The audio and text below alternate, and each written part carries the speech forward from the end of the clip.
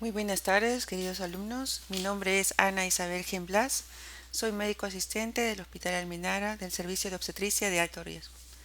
Es para mí muy grato poder estar con ustedes en esta oportunidad para hablar sobre las que son las infecciones y el embarazo.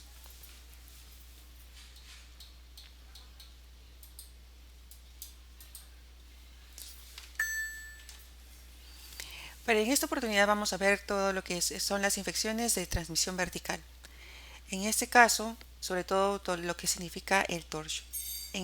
Veremos lo que es el herpes, la varicela, el citomegalovirus, la rubiola, el toxoplasma y la sífilis. Como parte de todas las infecciones que se pueden presentar durante el embarazo, también podemos, y más frecuente, es la infección del tracto urinario. Y como algo que siempre es importante tener en cuenta, la infección por el VIH, el SIDA y el embarazo. Entonces, cuando tenemos este tipo de infección, la transmisión sobre todo se puede dar a nivel de tipo vertical. En este caso lo serán las infecciones a nivel prenatal, infección perinatal o neonatal. Las infecciones que a nosotros nos ocupa en esta oportunidad son las infecciones prenatales, aquella cuya transmisión se va a producir a través de la vía placentaria porque hay una diseminación a través de la sangre hacia la sangre del feto, diseminando todos los órganos y tejidos de este bebé. En el caso de las infecciones perinatales se reproducen por contacto directo ascendente. En el caso puede ser porque hay una afectación de la piel, los ojos, el aparato respiratorio, dependiendo de la virulencia de los microorganismos que pasan a través de las mucosas al torrente sanguíneo del recién nacido. Las infecciones neonatales que no nos ocupan en esta oportunidad son aquellas que se producen por la lactancia o por contacto directo. También pueden haber infecciones neonatales de tipo horizontal, nosocomial o extrahospitalarias. He aquí un cuadro en donde podemos ver cuáles son los agentes causantes de esas infecciones de transmisión vertical. Y tenemos dentro de ellas los virus, las bacterias y los protozoos. También tenemos dentro de los virus los más comunes, los que siempre nos han hablado, y son la rubiola, la hepatitis, la varicela, el citomegalovirus, el parvovirus, los virus Coxsackie, el virus de sarampión y parotiditis. Dentro de estos, lo que más común que nos preguntan a los amigos, ¿no? Oye, estoy con mi hijito está con rubiola, ¿me va a pasar algo? Y son la rubiola, ¿no? Este, Me han hablado que de repente cuando estoy con hepatitis también puede producirse algún tipo de infección a mi bebito. Entonces, todas estas cosas hay que tener en cuenta porque a veces nuestros familiares, amigos, compañeros nos preguntan si es que puede tener o no algún efecto el proceso que tengan algunos familiares o ellos mismos en el producto, en el feto. Dentro de las bacterias tenemos al treponema que nos va a dar el cuadro de sífilis, la neisseria, el estreptococo, la listeria, la clamidia, ¿no? Y dentro de los protozoos, sobre todo, vamos a ver el toxoplasma, que es aquel que nos produce mayores efectos en el producto del embarazo. Ahorita vamos a empezar a ver todo lo que es la transmisión vertical por el herpes virus. El herpes virus, ustedes recordarán que puede ser de tipo 1 y de tipo 2. El de tipo 1 generalmente no hay este riesgo de embriopatía o alguna afección sobre el producto. Y cuando se reactiva tampoco existe un riesgo de infección fetal. La mayoría de tus compañeros nos van a decir doctor o doctora, mire, se me ha salido como si me hubiera besado la araña, unas vesículas a nivel de los labios. Y estando con el embarazo siempre hay una preocupación propia de la gestante de que pueda esta infección tener algún efecto sobre su bebé. Entonces le diremos y la calmaremos, le daremos mucha tranquilidad al decirle que esta infección no hay, no produce ningún tipo de efecto sobre el producto, entonces no hay riesgo de ninguna afección.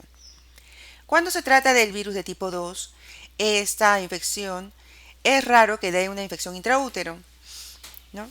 La mayoría de veces, sobre todo, es sobre todo una infección del herpes de este tipo es porque está activo y hay vesículas a nivel de la parte vulvar, lo que sí nos va a impedir que tenga un parto vaginal y por lo tanto en esa oportunidad, teniendo lesiones y vesículas activas a nivel vulvar, se va a realizar una cesárea. De esta manera no habrá lesiones ni va a poder tener ningún tipo de afección. También tenemos en otra oportunidad lo que son las afecciones de tipo por varicela.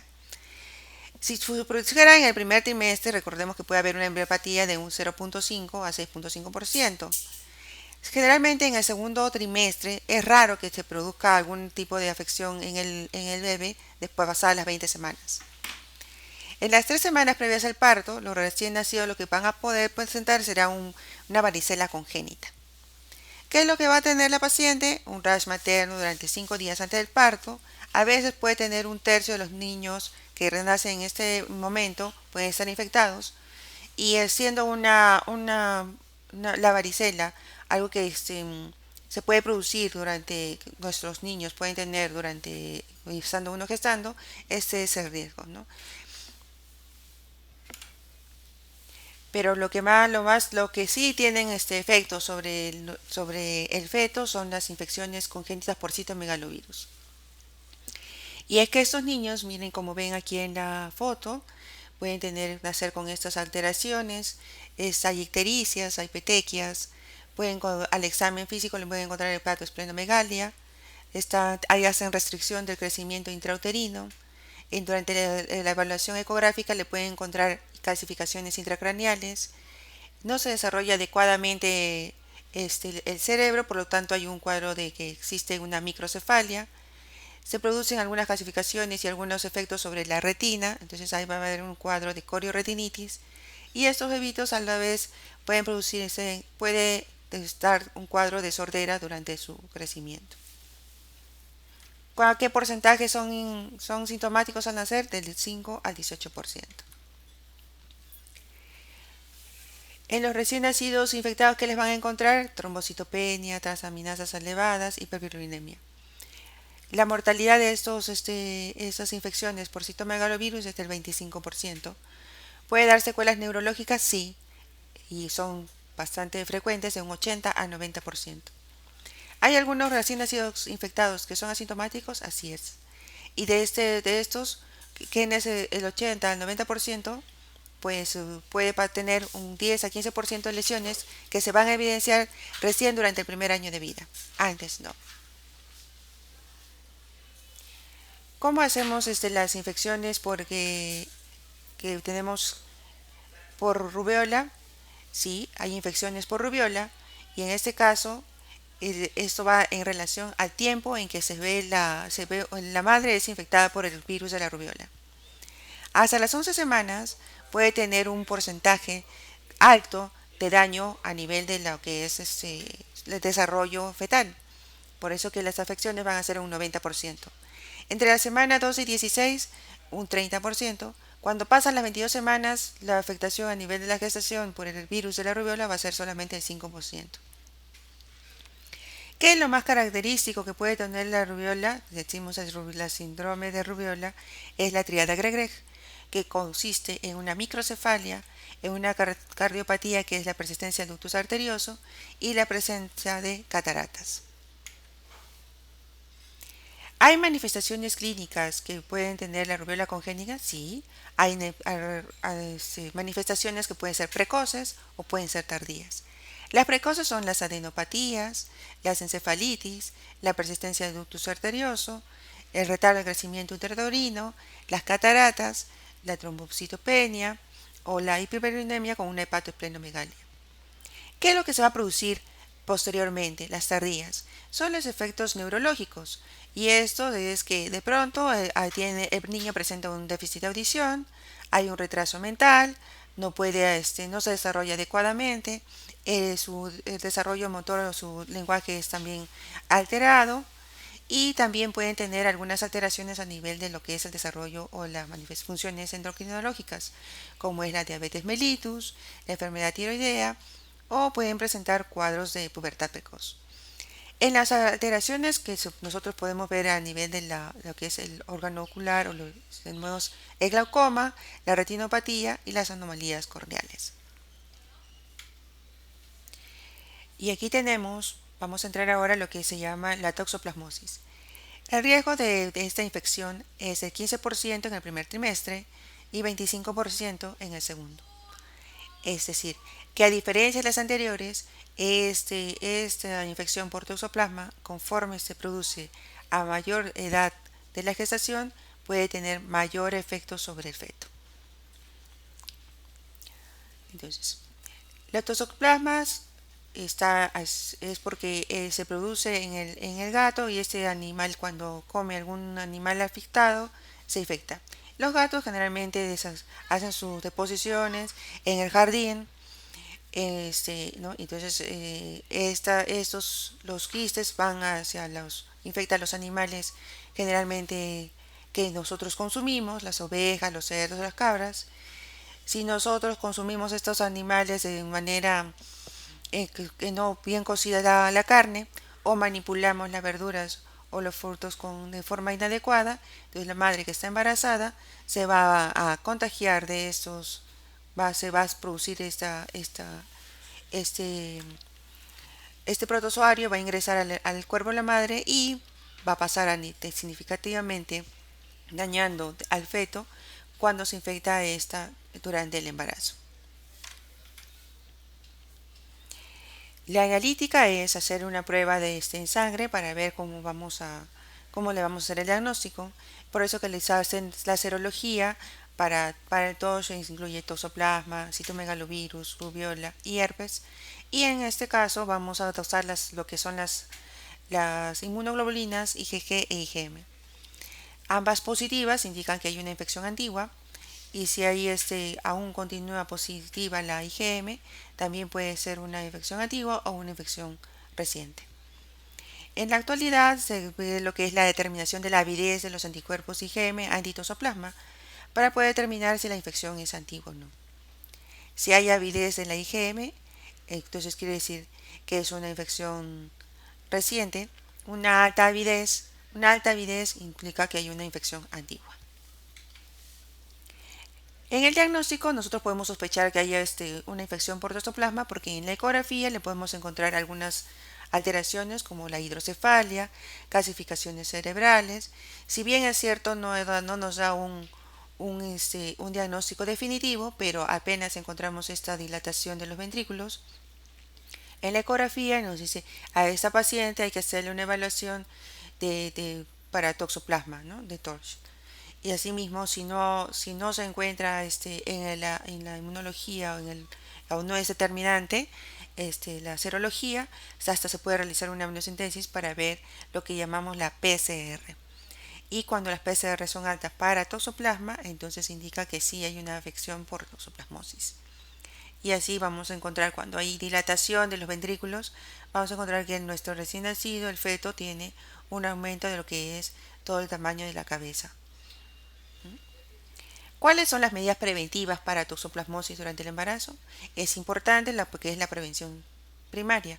Cuando tenemos presencia de gatos o hay gatos, de preferencia recomendar que no tengan mascotas las pacientes embarazadas y si tuviera, hay que evitar el contacto con los gatos y si mantenerlo siempre dentro de la casa para que no esté haciendo sus necesidades fuera y se vaya a contagiar o desparasitarlo y sobre todo la que está embarazada debe evitar limpiar las deposiciones y si es inevitable porque tiene que hacerlo, no hay otra persona que lo haga, debe hacerlo con guantes.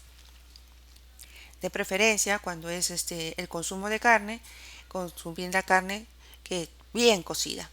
Cuando lo va a manipular, de preferencia utilizar guantes. Sobre todo lo que hay que hacer es lavarse bien las manos y mantener siempre los utensilios bien limpios. Todas estas cosas lo podemos usar incluso cuando manipula los vegetales, usar los guantes, cuando se trabaja en el huerto, en el jardín o cuando se van a lavar.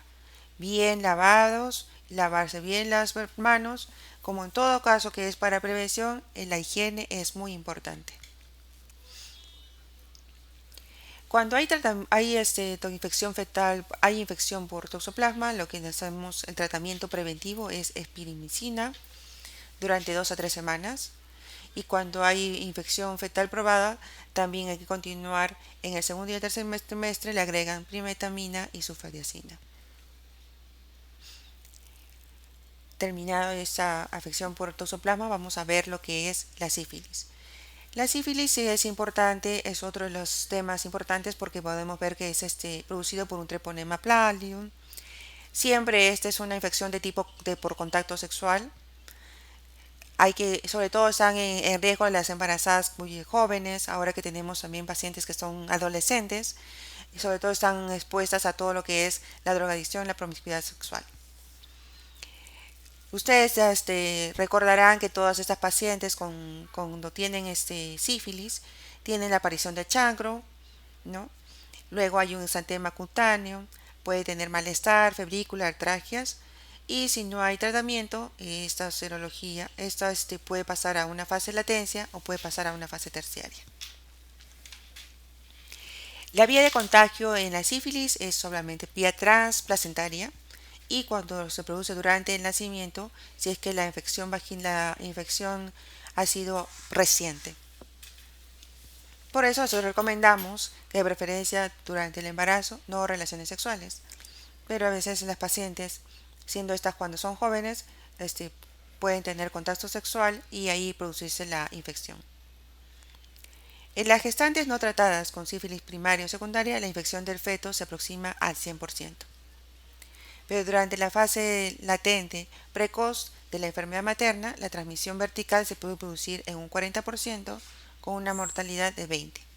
Pero si es la tardía, la infección fetal puede disminuir hasta un 10% y la mortalidad solamente al 11%. Aquí en esta figura podemos ver las afecciones de la sífilis, las ampollas en las manos, en la cara, en los pies, en las orejas. Sí es cierto que la infección fetal por sífilis puede conducir a un aborto, generalmente tardío, porque existe una alteración a nivel de lo que es la placenta o puede producir un hidros fetal no inmune y la muerte fetal intrauterina. Generalmente la infección fetal se está relacionada a un retardo de crecimiento y a parto prematuro. Sí es cierto que la sífilis congénita se caracteriza por la presencia de lesiones óseas, dentarias, dermatológicas, del sistema nervioso, que puede dar lugar a una hidrocefalia, retardo mental, como las secuelas más características. ¿Cómo se realiza la infección? Porque realmente realizamos las pruebas serológicas como el BDRL o el RPR. Puede existir algunas reacciones cruzadas, sí, con algunas enfermedades reumáticas o algunas pacientes que que son drogadictas o con alguna patología oncológica. Y se puede realizar el diagnóstico de la infección fetal por la ecografía, porque hay derrames pleurales, hay hidramnios, hay placentomegalia y hay hidro generalizado. O porque encontramos el PCR para treponema en el líquido amniótico, con una especificidad y una sensibilidad de aproximadamente de 90 a 100%. ¿Cuál es el tratamiento? Con la penicilina G benzatínica, no lo deben olvidar, administrando 2.400.000 vía intramuscular en una sola dosis. A veces es recomendable administrar una dosis más una semana después de iniciar la dosis inicial en las mujeres que se encuentran sobre todo en el tercer trimestre del embarazo para evitar o aquellas que padecen una sífilis secundaria.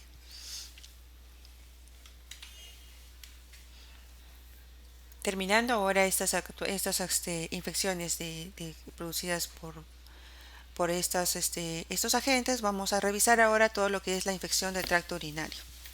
Siendo esta una infección importante que debemos tener en cuenta, porque estas pacientes pueden realizar un cuadro que puede llegar al cuadro máximo de una pielonefritis o puede tener una paciente infecciones repetidas, producir restricción de crecimiento intrauterino, puede llegar a producirse un cuadro de sepsis intrauterina y puede producirse la muerte fetal.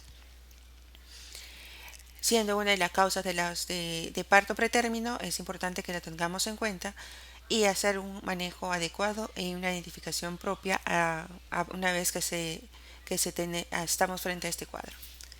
La infección está localizada en el tracto urinario. Recuerden que puede ser en la uretra, en la vejiga, en el uréter o los riñones.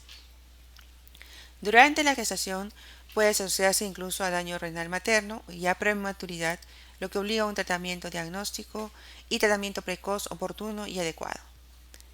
Recuerden que en el caso de las embarazadas podemos ver pacientes que cursan con cuadro de bacteriuria asintomática y se producen un 2 a 10%. Y otras pacientes que tienen bacteriuria sintomática que se producen en el 2% de las embarazadas. ¿Cuáles los gérmenes más frecuentes? Recuerden que la Escherichia coli, la Klebsiella o el Enterobacter producen la infección del tracto urinario en un 85 o un 90% de estos. Los gérmenes menos frecuentes tenemos el Proteus, la Clamidia, el Citrobacter. ¿Cuáles son los factores de riesgo para presentar un cuadro de infección urinaria? La infección urinaria previa, la diabetes.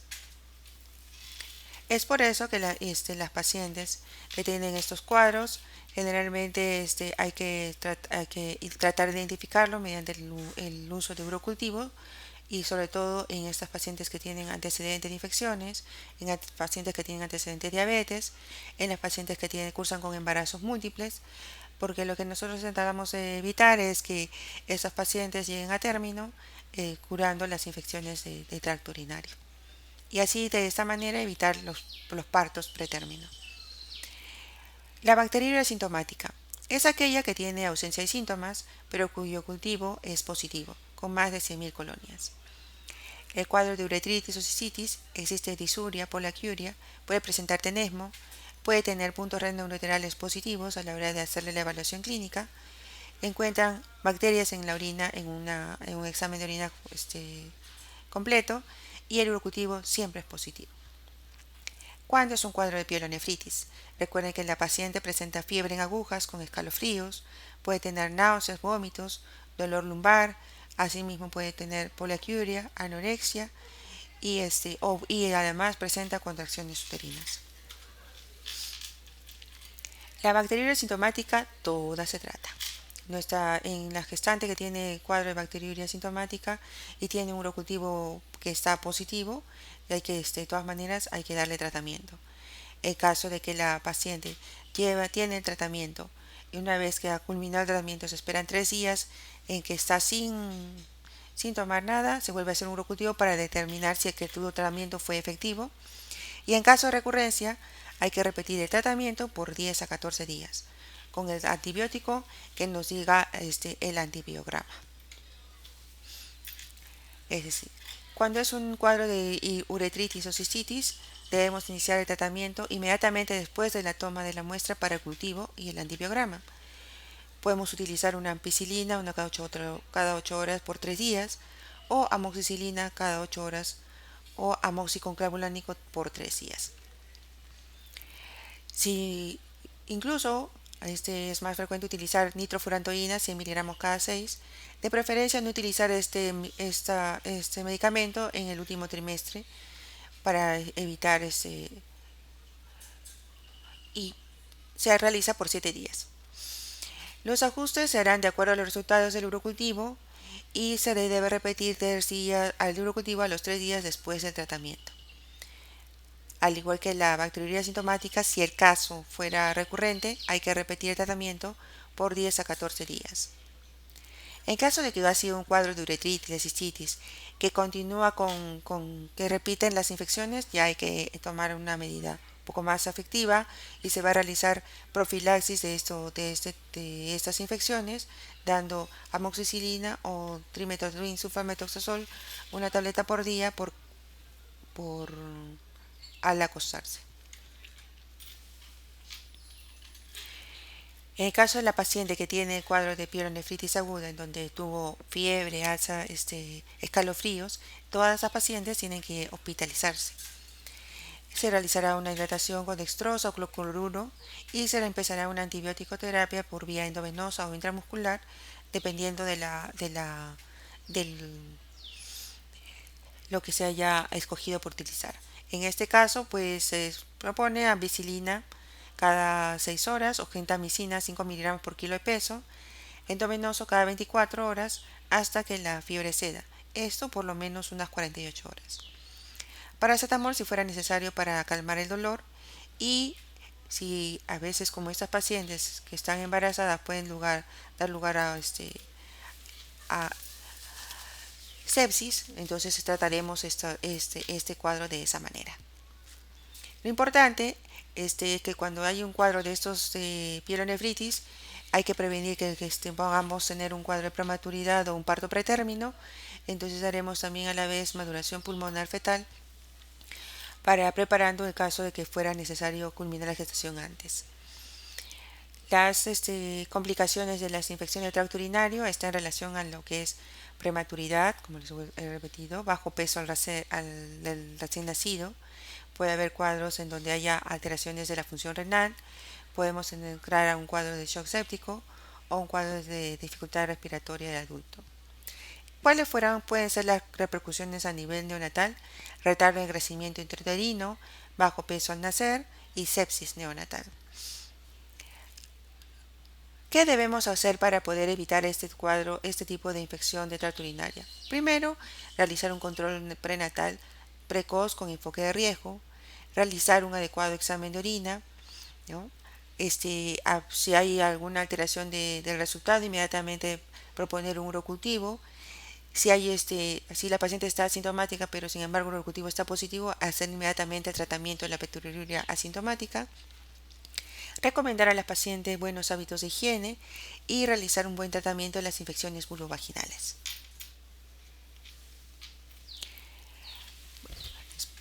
Veremos que ahora vamos a hablar sobre todo lo que es SIDA y el embarazo.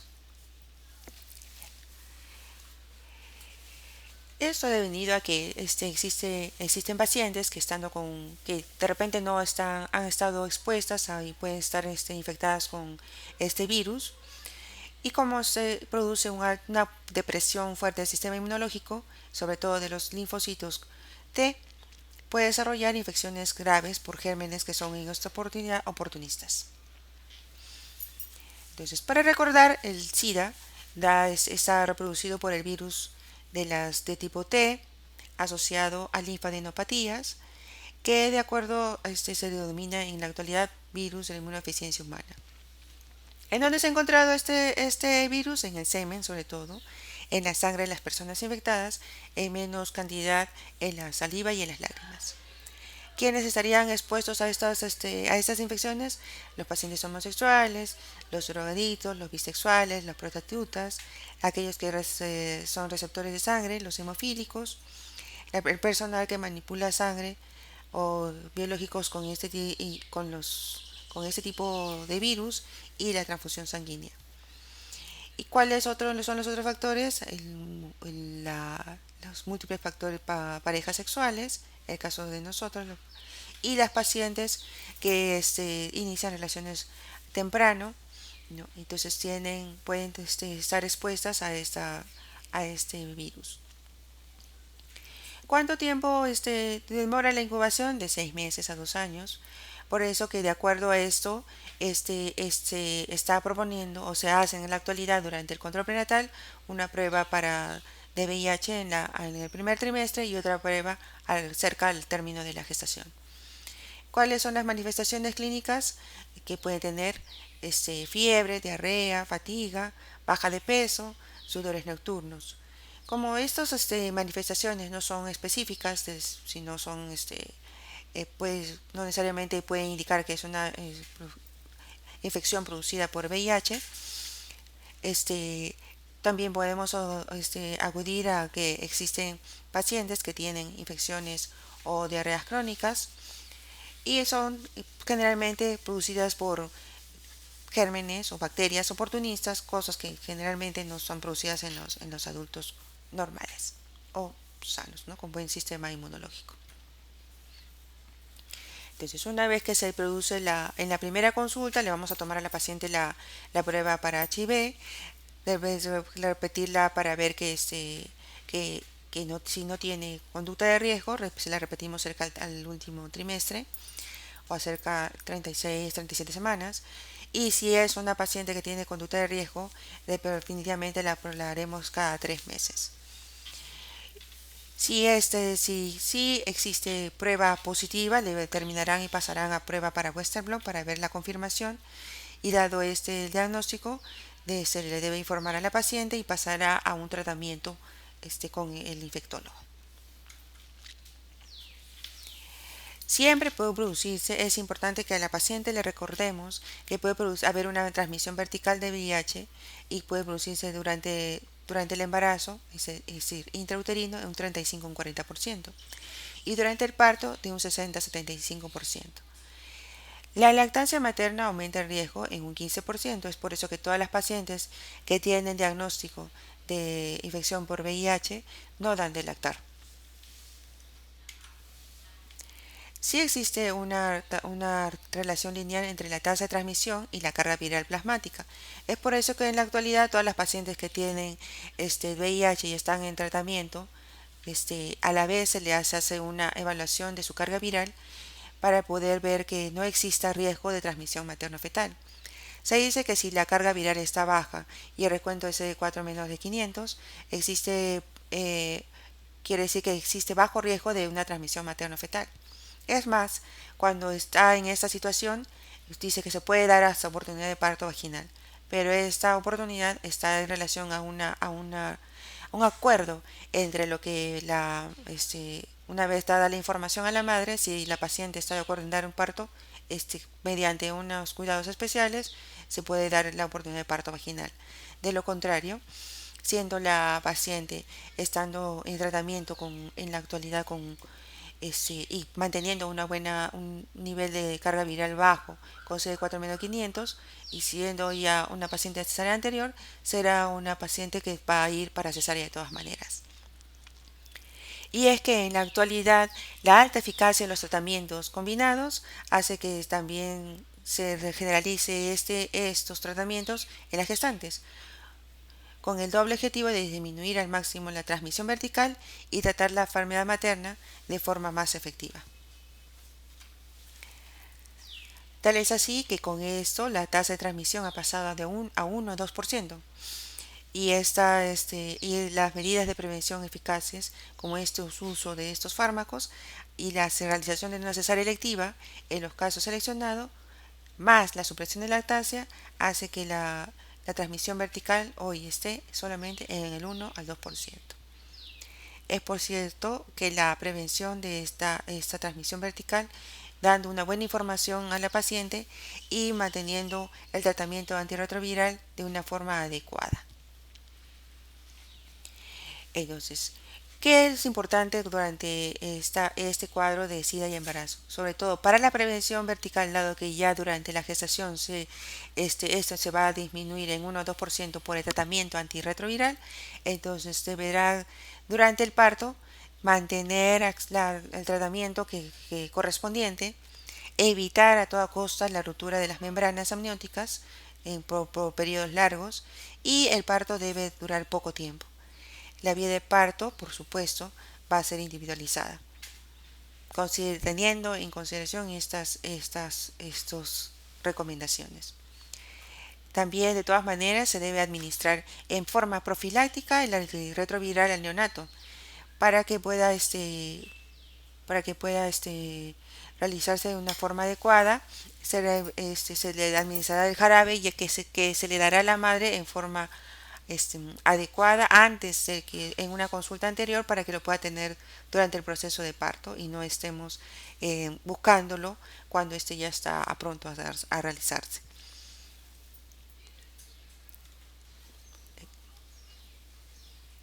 Entonces, la vía del parto. ¿Cómo va a ser la vía del parto? En las pacientes que ya tienen tratamiento antirretroviral con más de 36 semanas de gestación, se recomienda realizar una última determinación de la carga viral entre las 34 y 36 semanas. Si la carga viral es baja, la cesárea electiva no parece ofrecer una reducción de la transmisión vertical y puede haber una oportunidad de parto vaginal. La paciente debe conocer los riesgos y beneficios tanto de la cesárea, como aumento de la morbilidad y la mortalidad, como de un parto vaginal, pues, para decidir sobre el tipo de parto. Entonces, en mujeres con más de 36 semanas de gestación, si el parto vaginal, con medidas para minimizar la transmisión vertical. Y en pacientes menores de 36 semanas de gestación con carga viral más de 1000, es programar la cesárea electiva a la semana 37 o 38 para evitar el distrés respiratorio fetal, el inicio de espontáneo trabajo de parto y la rotura prematura de la bolsa amniótica. Entonces, con carga viral más de 1000, cesárea de todas maneras. En las pacientes con tratamiento y con carga viral menor de 1000 puede tener una oportunidad de parto vaginal siempre y cuando la paciente esté de acuerdo. ¿Qué es lo que debemos hacer durante el parto? No realizar amniorexis o ruptura artificial de membranas, no realizar las pruebas de bienestar fetal invasivas. En este caso no puede haber instrumentación de parto y evitar la episiotomía. ¿Por qué hay que hacer todas estas recomendaciones y por qué hay que mantenerlo así? Para disminuir al máximo la exposición del feto a las secreciones potencialmente contaminadas. Durante el posparto hay que hacer un control analítico del hemograma con perfil hepático, la proteinuria, hay que ver la carga viral materna, el recuento del linfocito CD4 y valorar la finalización del tratamiento antirretroviral si solamente era obstétrico o de lo contrario continuará de acuerdo a la evaluación del infectólogo. Bueno, me gustaría estar justo delante de ustedes, verlos y estar ya, ¿no? Para poder ver todo lo que son sus preguntas y poderlas resolver adecuadamente. Soy la doctora Gen, espero pronto tener noticias suyas y será hasta otra oportunidad.